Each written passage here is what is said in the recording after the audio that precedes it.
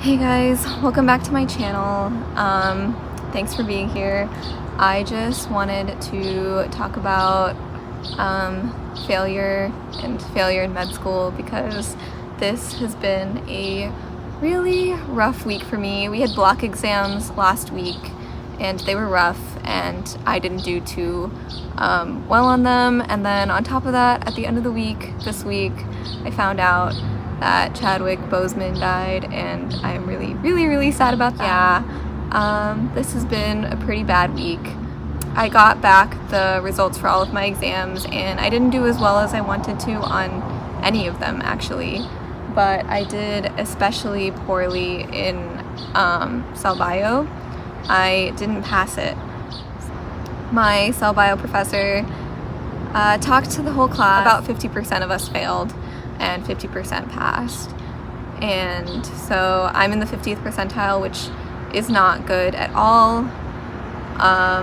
Not feeling too great, or at least I wasn't feeling too great when I first got my results back, but I'm pretty resilient when it comes to failure. I failed at a lot bigger things than, you know, like a block exam. I'll just have to work harder next time. It was 100% my fault. I should have done better.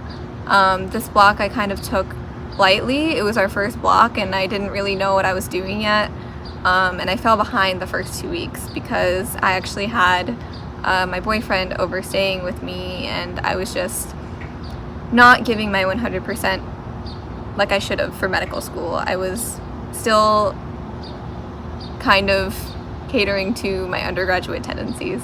So I know what I did wrong and I failed, and right now I am in a state of not passing medical school, so I need to work harder for this next block so that I have a buffer going into the next two and I'm not on the verge of passing and failing my first year. And you know, I really don't want to be at the border of passing and failing. I don't want to be just barely passing, because I want to be somewhat competitive for residencies, and being in the 50th percentile and just barely passing isn't okay for residencies. They look at your grades and you need to average pretty well on all of your exams. So this kind of set me back a little bit, but I'm not really upset about it anymore. It's been a couple days since it happened. It's been a week since my block exam. My main purpose in making this video was to show you guys that it is completely normal to struggle, not just in the process of getting to medical school, but when you get there too. Not all of us are perfect. I mean, nobody's perfect, but some of us are further from it than others, and I am definitely as mediocre as you can get, and I'm still here and I'm still working towards my goal, and I'm going to get there, and I know I'm going to get there. For some reason, medical students are put on this sort of like god tier where they're made out to be perfect, and because it takes so much work to get to this point, it seems like you have to be so perfect and smart and all of these things. But in reality, myself and my roommates and, you know, a lot of the people that I met here so far in medical school were pretty mediocre people. We're not insane geniuses or anything like that. We're working hard to learn the content that we need to, but we are by no means like naturally smart or anything like that. And there's a lot of us that are struggling because we've never faced, you know, this kind of rigor before.